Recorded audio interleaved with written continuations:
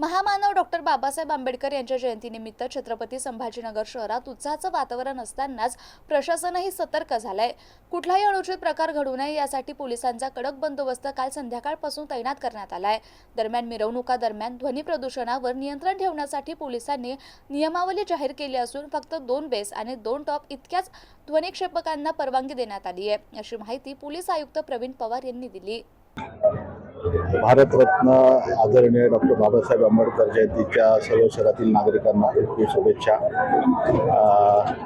भीम जयंतीच्या कार्यक्रमाचं नियोजन गेल्या 15 दिवसापासून शहर पोलीस करत आहे आणि शांतता कमिटी समिती कमिटीचे मीटिंग्स हे सर्व नियोजन पूर्ण झालेलं होतं आणि काल 2 ते 3 दिवसापासून जल्लोष शहरात सुरू झालेला आहे आणि विशेषतः काल रात्रीपासून योग्य तो बंदोबस्त आपण शहरात लावलेला होता।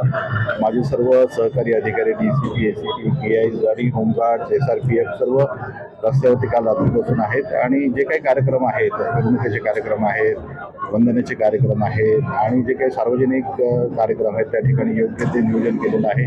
सर्व कार्यकर्त्यांशी सर्व नेत्यांशी आम्ही सर्व नियोजन करून आहोत आणि आजची जयंती ही अतिशय उत्साहात, आनंदात आणि सगळ्या नागरिकांना एकत्र येऊन सहभागी होऊन बाबासाहेबांनी जे आदर्श आपल्या सर्वांना घालून दिलेले आहेत त्या आदर्शावरती आपण चालून साजरे करत आहोत। डीजेला बंदी घातलेली आहे, डीजे लावणं नाही, डीजेला असं नाही आहे। आपण कारण की शहरामध्ये आतापर्यंत जे काही आपले सण साजरे झालेले आहेत गेल्या वर्षभरामध्ये त्याच्यामध्ये आपण 2 टॉप स्पीकर्स आणि 2 बेस स्पीकर्स याची आपण परवानगी दिलेली आहे आणि कारण की काही मॉडिफाईड झालेली वाहनं ज्याला मोटर व्हेकल ॲक्ट प्रमाणे बंदी आहे, त्याचबरोबर माननीय उच्च न्यायालयाचे पण आदेश आहेत, त्याच्याप्रमाणे जे काही डेसिबल मीटर्सच्या मर्यादेमध्ये राहून त्यांना लाऊडस्पीकरचा परवाना आपण दिलेला आहे आणि मला असं वाटतं की जवळपास सगळ्यांनीच त्याचं पालन करायचं ठरवलेलं आहे। शांतता कमिटीमध्ये देखील त्याबद्दल सविस्तर चर्चा झाली होती आणि मला असं वाटतं की बाबासाहेबांनी बघा महत्त्वाचं म्हणजे कसं की राज्यघटना आणि राज्यघटनेमधून नियम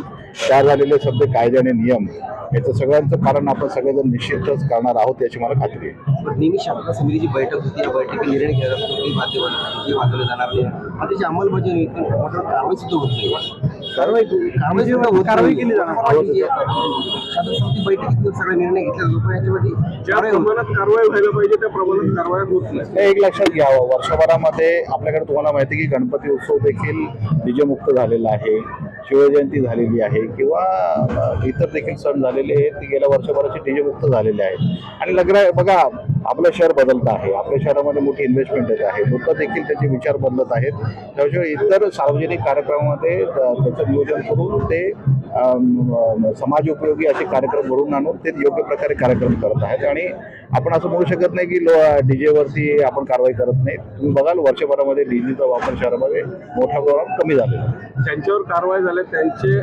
कुटुंबाचे लोक परवाच्या दिवशी जी आपण ती घटना व्हेरीफाय केली, ज्यांनी हा विषय मांडलेला होता त्यांनी आमची माफी देखील मागितलेली आहे आणि त्या प्रकारे त्यांनी सोशल मीडियाला पोस्ट पण केलेला आहे। अशी चुकीची बातमी आहे ती, अशा प्रकारे कोणावरती आपण कोणी लहान मुलांवर केलेले नाही।